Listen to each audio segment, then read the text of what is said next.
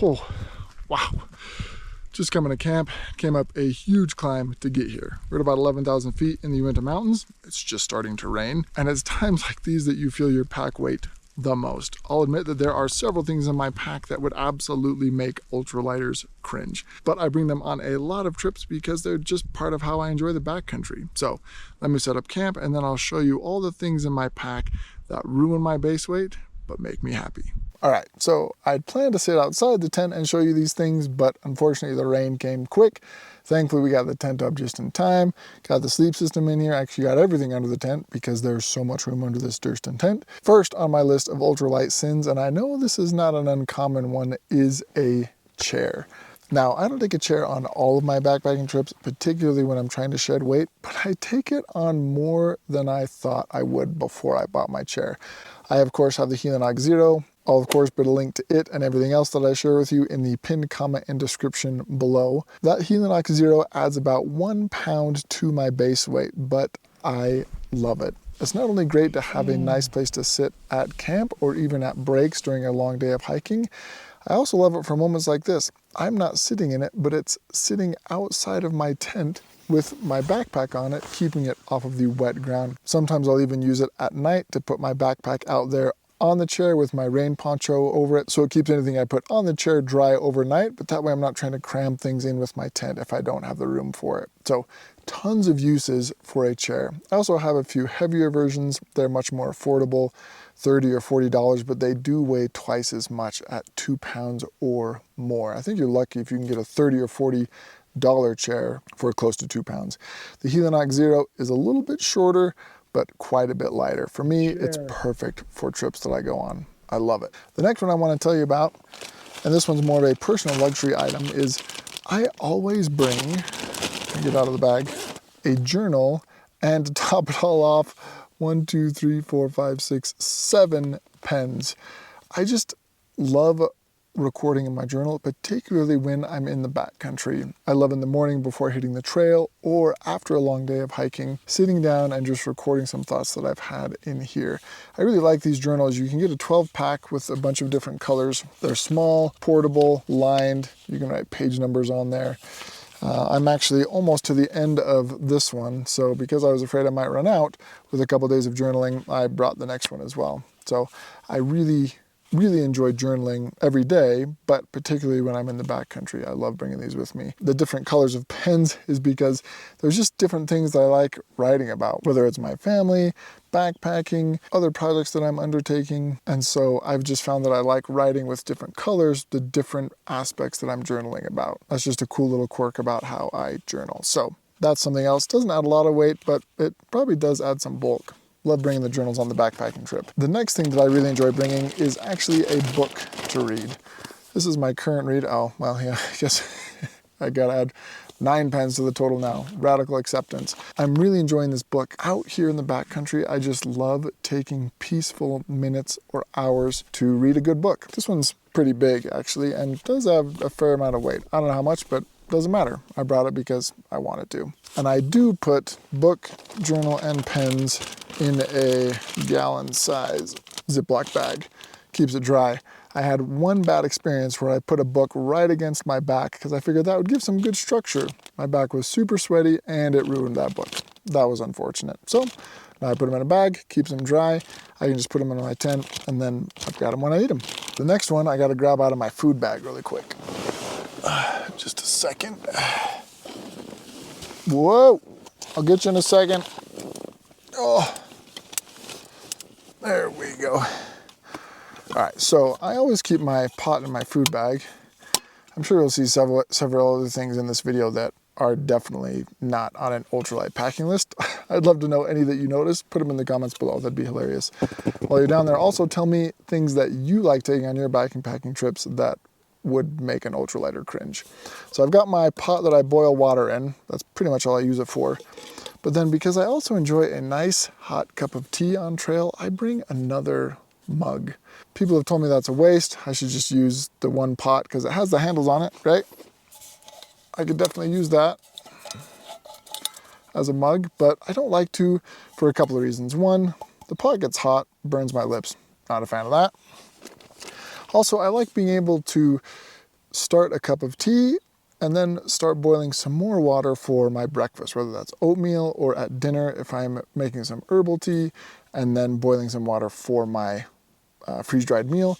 I just like being able to start the tea in here and then boil some more water in there. And it actually packs really efficiently. I've got my stove, lighter, a bunch of other stuff in here.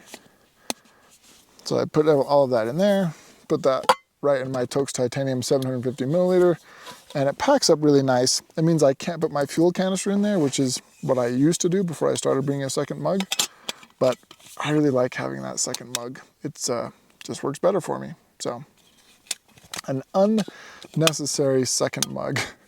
Rather than finding multiple uses for one thing, which is like an ultralighter law to live by, I bring two things and they each only have one use. What are you gonna do? Next also has to do with the kitchen. It's way over there. I should show you so that you do know that I brought it. I'll grab it. Give me a second. It's in my pack. Oh. The Nalgene bottle.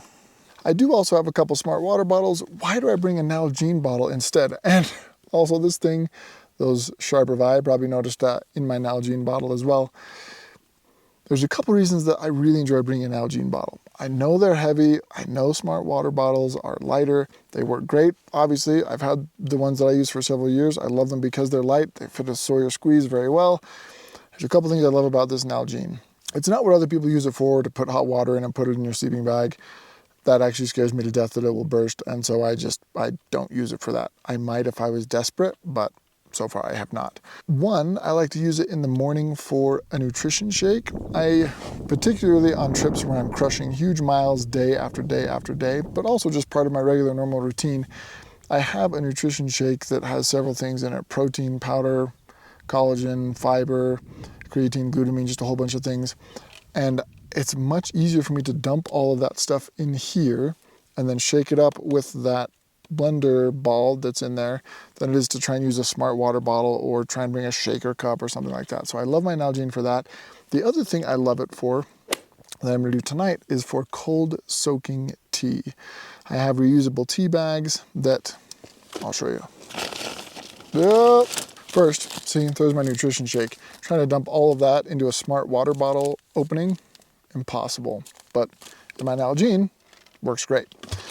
The other thing I use it for is I have these reusable tea bags that I'll put 10 grams of green tea in, which is a fair amount. I drop it in my Nalgene and then I cold soak it overnight, or sometimes I'll drop it in the morning if I don't want to soak it overnight. I'll drop it into my Nalgene, let it soak for 6, 8, 10 hours.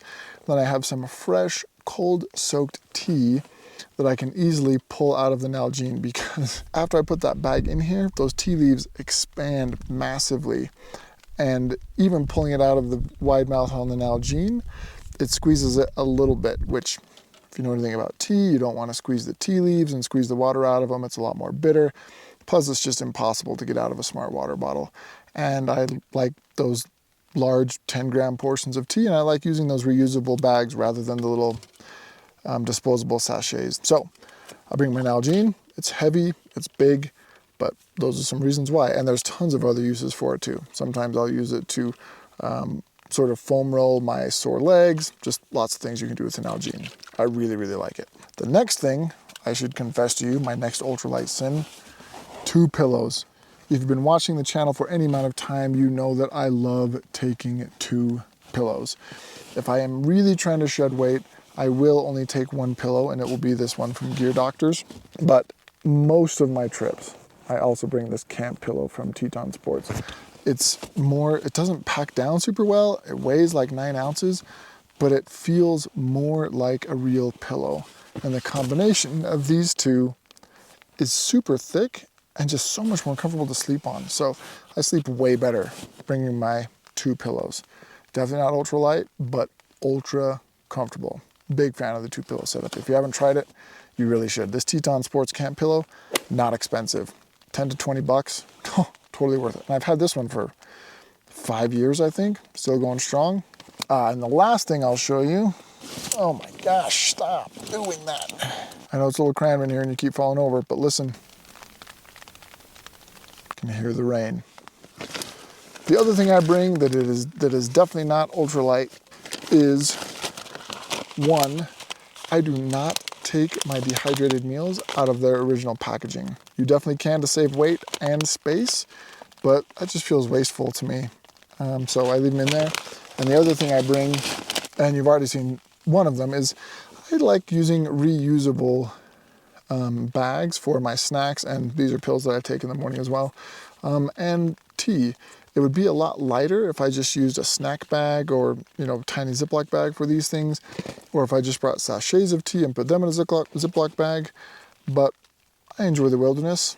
I don't like creating more waste than I need to, so I use reusable bags and containers whenever I can. Adds weight, but I feel good about it, and that's one way that I want to try to give back to the environment that I enjoy so much. As I said, I don't take these things on every trip. Sometimes I try to really lighten my base weight and crush miles. If you want to see a typical loadout where I'm trying to shed weight and still stay in a budget, check out this video right here. It's a sub 7-pound base weight that is still super budget friendly and includes quality gear. I think you'll like it. Check that out, and remember, life is better with some dirt in it.